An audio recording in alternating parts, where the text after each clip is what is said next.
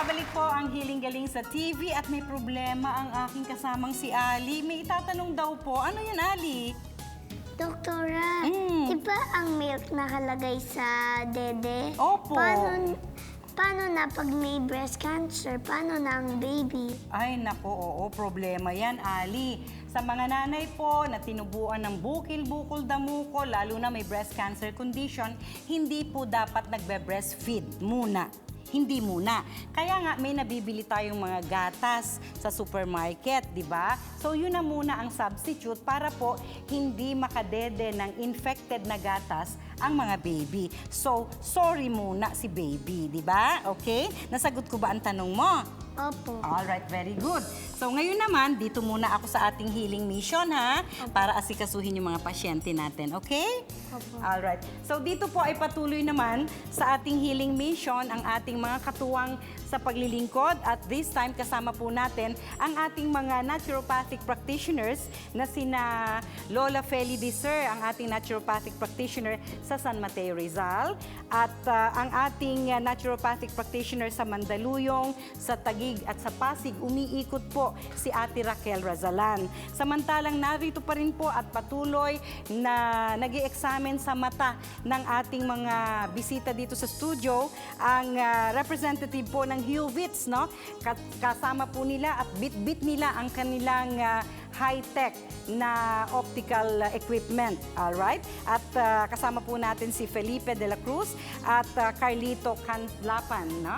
Okay, marami pong salamat at tuloy natin ang pagtulong. Samantala dito naman po sa ating Healing Katanungan via Facebook, unahin po natin itong kapatid natin na si Norma Pagdanganan ng Bulacan. Sabi niya, Dr. E, meron po akong breast cancer at naoperahan na po ako noong September nito lamang. Meron po bang paraan sa natural healing para hindi na po ako magpa-chemo? Alright. Sa karanasan po namin sa naturopathy dito sa Healing Galing, kapag ayaw magpa-chemo ng pasyente, ay tinuturo natin yung ating hydrating alkaline diet na pinag-usapan na po natin kanina at sinasabayan natin ang pagpapainom ng herbal serpentina tablet para ma-prevent ang infection kahit man lang 2 tablets after meals 3 times a day or kung meron po kayong halaman na serpentina, pwede nyo pong gawing tsaa ito tuwing matatapos kumain 3 times a day din, no? Samantala, ito pong isang katanungan natin ay sa Y-mail naman pumasok. Mula kay Marilu Nicolas ng Muntinlupa City. Dr. E, ano po ba ang mga pagkain na pwedeng makapagpalala ng breast cancer? Nabanggit natin kanina yan, Marilu, no? Yung mga pagkain na laging dry, na mamantika pa, at yung mga mayamang-mayaman sa bagoong patis toyo.